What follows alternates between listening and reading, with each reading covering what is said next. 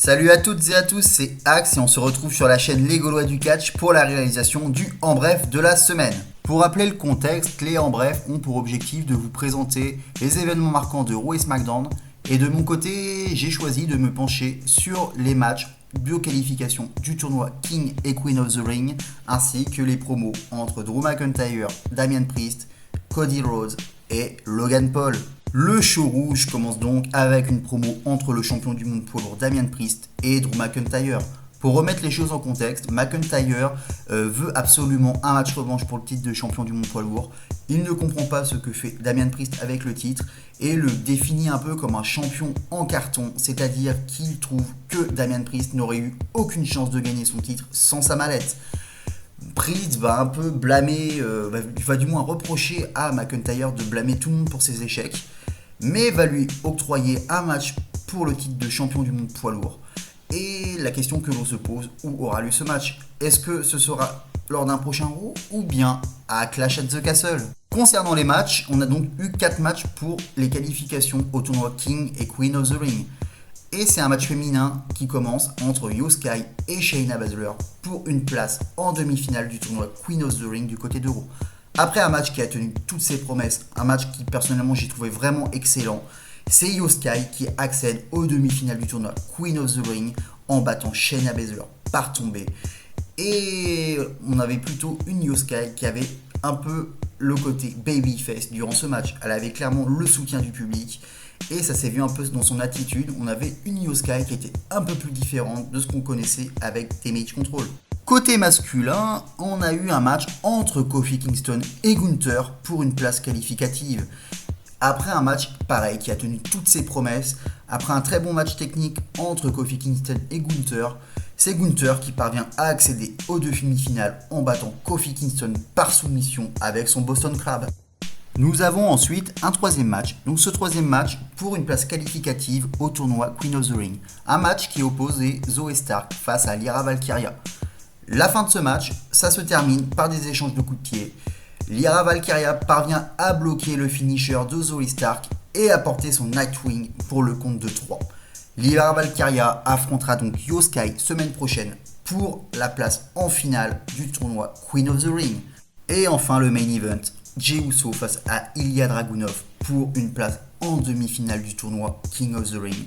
Après avoir enchaîné un running knee, après avoir réalisé un H-bomb pour couvrir Jey Uso, ce dernier parvient à résister au compte de 2.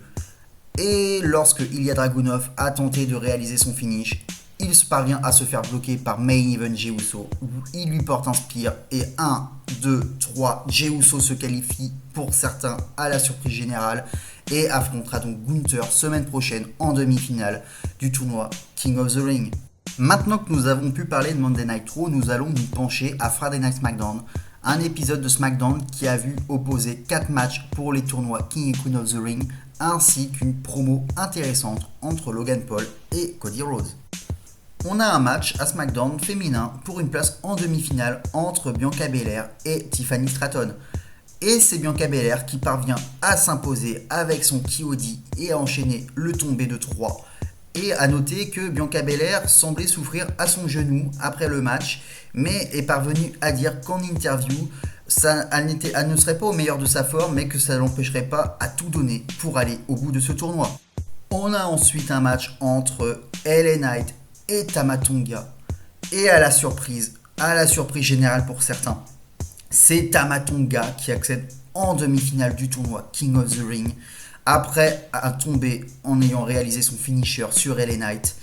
Et on peut donc supposer qu'on pourrait éventuellement avoir une finale 100% Bloodline, du moins avec l'ancienne Bloodline avec Jey Uso et la nouvelle avec Tama Tonga. Peut-on se diriger vers un match Tama Tonga face à Jey Uso? Affaire à suivre. Du côté des femmes, le dernier match de qualification pour les demi-finales oppose Jade Cargill face à Nia Jax. Et là, une nouvelle fois, grosse surprise, car c'est Nia Jax qui accède en demi-finale après avoir battu Jade Cargill, mais par disqualification. En effet, cette dernière a frappé Nia Jax avec une chaise après seulement 2 minutes de match.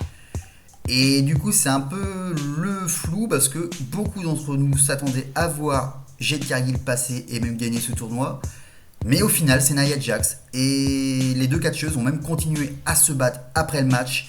Et le public semble ne pas avoir apprécié énormément ce match car ça a été assez court.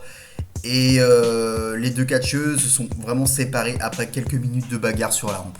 Nous aurons donc Nia Jax face à Bianca Belair semaine prochaine en demi-finale du côté de SmackDown pour définir la finaliste au tournoi Queen of the Ring. Enfin, le dernier match pour ces quarts de finale, côté masculin cette fois-ci, oppose Carmelo Hayes face à Randy Orton.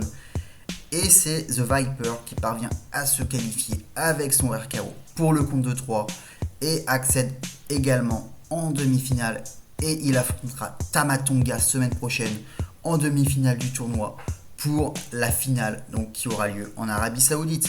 Et enfin, le dernier élément que j'aimerais parler dans ce En Bref, c'est la promotion entre Cody Rhodes et Logan Paul pour leur match à King et Queen of the Ring. Et pour parler de cette promotion, tout d'abord, Cody Rhodes a commencé à prendre la parole pour se moquer de Logan Paul en le traitant de touriste.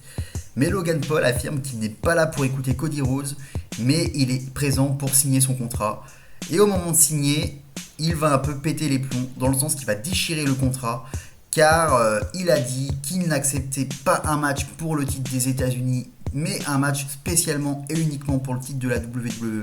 Il ne veut pas de double titre mis en jeu, car il estime que Cody Rhodes n'a pas mérité cette opportunité. Et l'avocat de Logan Paul va donc sortir un nouveau contrat, un contrat qui stipule que le match sera uniquement pour le titre de la WWE. Logan Paul, dans la provocation, va balancer le contrat dans le visage de Cody Rhodes. Et assez furieux, ce dernier prédit rien de bon pour Logan Paul et son entourage dans les semaines qui vont suivre. Et Cody Rhodes va balancer l'un des amis de Logan Paul à travers la table. Et Logan Paul qui avait quitté le ring, Cody Rhodes va cependant prendre ces deux titres. Et pour la symbolique, va poster avec le titre WWE et le titre des États-Unis. Mais vous l'avez toutes et tous bien compris, il s'agira d'un match uniquement pour le titre de la WWE. Et voilà les amis, c'est la fin de ce En Bref, un En Bref qui avait pour objectif de vous présenter la suite et les résultats des tournois King et Queen of the Ring, vous présenter les deux principales promos de la semaine et comme est annoncé sur l'image, qui sera roi selon vous, mais également qui sera reine. N'hésitez pas à le dire en commentaire, n'hésitez pas à liker, à vous abonner, à commenter la vidéo et à partager autour de vous. C'était Axe aux commandes, à très vite pour de nouvelles vidéos.